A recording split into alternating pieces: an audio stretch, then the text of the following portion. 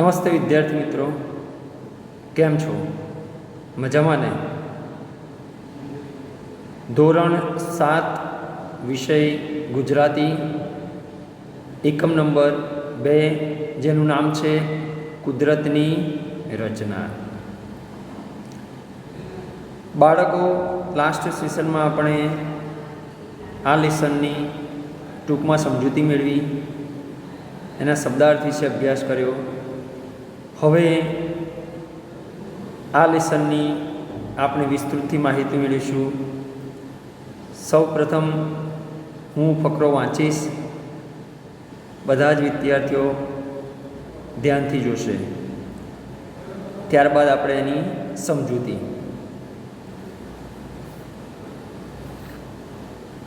ફકરો એટલે પેરેગ્રાફ.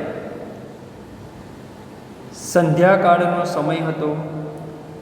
રાજા ભોજ અને કવિ કાલિદાસ નદી કાંઠે ફરતા હતા.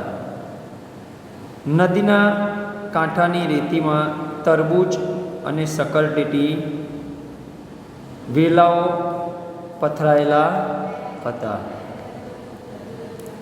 વેલાઓ પર મોટા મોટા તરબૂચ અને મોટી મોટી સકરટેટીઓ હતી. ત્યાં નદીના કિનારે વડનું એક મોટું ઝાડ હતું. ઝાડ ઉપર સાવ નાના લાલ ફળ લટકતા હતા. આ પેરેગ્રાફ સમજીએ તો, સંધ્યાકાળ. સંધ્યાકાળ એટલે સાંજનો સમય, જ્યારે સૂરજ આથમે છે એ સમય. એને ઇંગ્લિશમાં કહીશું તો ઇવનિંગ. સાંજનો સમય હતો. રાજા ભોજ અને કવિ કાલિદાસ એ બંને ફરવા નીકળ્યા હતા અને ફરતા ફરતા એ એક નદીના કાંઠે આવે છે. નદીના કાંઠાની રેતીમાં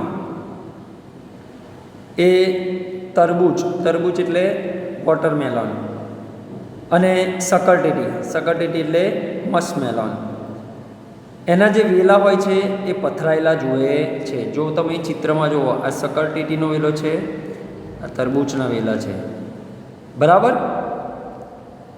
તો એ બંને જ્યારે ફરતા હોય છે ત્યારે સકરટેટી અને તરબૂચના વેલા જમીન પર પથરાયેલા જુએ છે. વેલા ઉપર મોટા મોટા તરબૂચ અને સકરટેટી હોય છે. ત્યાં નદીના કિનારે એક આ જે વડનું ઝાડ છે, એક મોટું ઝાડ હોય છે. અને ઝાડ ઉપર જો તમને લાલ કલરના દેખાય છે, એ નાના નાના ફળ લટકતા જોવા મળે છે. પેરેગ્રાફ ફરી એકવાર સમજી લઈએ તો, સાંજના સમયે કવિ કાલિદાસ અને રાજા ભોજ ફરવા નીકળે છે. એ ફરતા ફરતા નદીના કાંઠે પહોંચે છે. નદીના કાંઠાના રેતીમાં તરબૂચ અને સકરટેટીના વેલા પથરાયેલા જુએ છે. વેલા ઉપર મોટા મોટા તરબૂચ અને મોટી મોટી સકરટેટીઓ હોય છે. ત્યાં જ નદીના કાંઠે વડનું એક મોટું ઝાડ પણ હોય છે. અને એ વડના ઝાડ ઉપર સાવ નાના લાલ ફળ લટકતા હોય છે. ત્યારબાદ સેકન્ડ પેરેગ્રાફ. રાજા ભોજ કુદરતની આ કરામત જોઈને વિચારમાં પડી ગયા. તેમને કાલિદાસને કહ્યું, કવિરાજ, કુદરતની આ ગમ્મત તો જુઓ. વેલા પર તરબૂચ અને સકરટેટીના મોટા મોટા ફળ છે. એટલે રાજા ભોજ હોય છે, એ કુદરતે આ જે કરામત કરેલી છે એ જોઈને ખૂબ વિચારમાં પડી જાય છે. અને કવિ કાલિદાસને કહે છે કે, હે કવિરાજ, તમે કુદરતની આ ગમ્મત તો જુઓ. કુદરતે કેવી ગમ્મત કરી છે. વેલા સાવ નાના છે અને એના ઉપર તરબૂચ અને સકરટેટીના મોટા મોટા ફળ છે.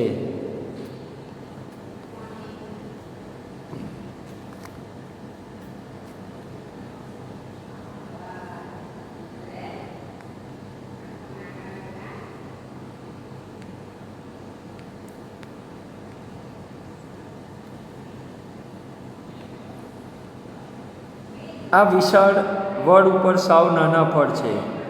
કુદરતની એટલે કે પ્રકૃતિની આ રચના અજબની છે. શું કુદરતે કોઈ ભૂલ કરી હોય તેમ નથી લાગતું? તો રાજા ભોજ જે છે એ કવિને શું કહે છે કે જુઓ તો ખરા કવિરાજ, કુદરતે કેવી ગમ્મત કરી છે. આ નાના નાના વેલા ઉપર મોટા મોટા તરબૂચ અને શકરટેટીના ફળ છે, અને આ વિશાળ કાય મોટો વડ છે એની ઉપર સાવ નાના નાના ફળ છે.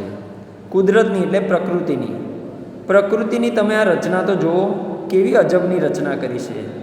શું કુદરતે કોઈ ભૂલ કરી હોય એવું તમને લાગતું નથી? આવું રાજા ભોજ કવિ કાલિદાસને કહે છે. તો કવિ કાલિદાસ શું કહે છે? કાલિદાસે કહ્યું, મહારાજ, કુદરતે બધું વિચારપૂર્વક જ કરેલું છે. એટલે કવિ કાલિદાસ મહારાજને કહે છે કે મહારાજ, કુદરતે કોઈ ભૂલ કરેલી નથી. કુદરતે બધું વિચારપૂર્વક જ કરેલું છે. પણ આમાં તો જાણે કુદરતે કંઈ વિચારપૂર્વક કરેલું દેખાતું નથી. ઝાડ આટલું મોટું અને એના ફળ એકદમ નાના, એવું રાજા ભોજે કહ્યું. તો રાજા ભોજ છે એ કહે છે કે હે કવિરાજ, આમાં કુદરતે કોઈ વિચારપૂર્વક કર્યું હોય એવું લાગતું નથી, કારણ કે ઝાડ આટલું મોટું છે અને એના ફળ એકદમ નાના છે.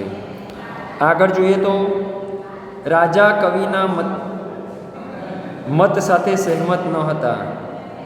બંને વાતચીત કરતાં આગળ ચાલ્યા. ચાલતા ચાલતા એ એક ટેકરી પર પહોંચ્યા. ત્યાં પણ એક વડ હતો. વડ નીચે એક વટેમાર્ગુ આરામ કરતો હતો. એકાએક વડ પરથી એક ફળ એટલે કે ટેટો વટેમાર્ગુના માથા પર પડ્યું. વટેમાર્ગુ જાગી ગયો.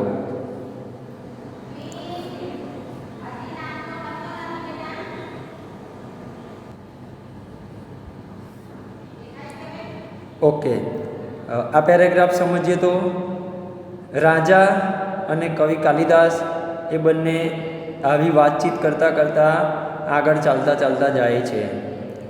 ચાલતા ચાલતા તે એક ટેકરી પર પહોંચ્યા. ત્યાં પણ એમને ટેકરી પર શું જોયું? એક વડનું મોટું ઝાડ જોયું. અને એ જે વડનું ઝાડ હતું એ વડના ઝાડ નીચે એક વટેમાર્ગુ આરામ કરતો હતો, એટલે મુસાફર. એકાએક વડ ઉપરથી એક ફળ, એટલે વડના ફળને શું કહેવાય છે? ટેટો, ફ્રૂટ ઓફ બનિયન ટ્રી. તો એ જે વડનું ફળ છે એ વડનું ફળ વડ નીચે આરામ કરતા વટેમાર્ગુના માથા ઉપર પડે છે અને વટેમાર્ગુ જાગી જાય છે. આગળ જોઈએ તો રાજા ભોજે અને કવિ કાલિદાસે આ દ્રશ્ય જોયું.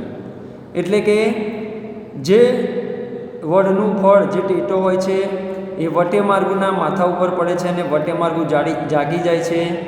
આ દ્રશ્ય કવિ કાલિદાસ અને રાજા ભોજ બંને જોયું. કવિ કાલિદાસ બોલ્યા, મહારાજ, જોયું? આટલી ઊંચાઈ પરથી જો તરબૂચ અને શકરટેટી જેવા ફળ બિચારા વટેમાર્ગુના માથા ઉપર પડ્યા હોત તો તેનું શું થયું હોત? એટલે જ મેં કહ્યું હતું કે કુદરતે વેલા ઉપર તરબૂચ જેવા મોટા અને વડના ફળ નાના બનાવ્યા છે. તે કામ વિચારપૂર્વક જ કરેલું છે. એટલે કે આ જે દ્રશ્ય છે, વટેમાર્ગુના માથા ઉપર ફળનો ટેટો જે પડે છે એનાથી વટેમાર્ગુ જાગી જાય છે. આ દ્રશ્ય રાજા અને કવિદાસ જોવે છે. એટલે કવિદાસ રાજાને કહે છે કે મહારાજ, જોયું ને? આટલી ઊંચાઈ પરથી જો તરબૂચ અને શકરટેટી જેવા મોટા મોટા ફળ બિચારા વટેમાર્ગુ ઉપર પડ્યા હોત તો વટેમાર્ગુની શું હાલત થઈ હોત? વટેમાર્ગુને વાગત પણ. બરાબર? એટલે જ મેં કહ્યું હતું કે કુદરતે વેલા ઉપર તરબૂચ અને શકરટેટી જેવા મોટા ફળ મૂક્યા છે અને વડના ફળ નાના બનાવ્યા છે. આમ કુદરતે જે કામ કર્યું છે એ ખૂબ જ વિચારપૂર્વક કરેલું છે. Last paragraph. રાજા ભોજ બોલ્યા, તમે જે કહ્યું તે તદ્દન સાચું છે. હવે મને સમજાયું કે કુદરતે બધું વિચારપૂર્વક જ કરેલું છે. અને અંતે રાજા ભોજ બોલે છે કે હે કવિ કાલિદાસ, તમે જે કહ્યું હતું એ બિલકુલ સાચું છે. હવે મને સમજાયું કે કુદરતે જે કાર્ય કર્યું છે એ વિચારપૂર્વક જ કરેલું છે.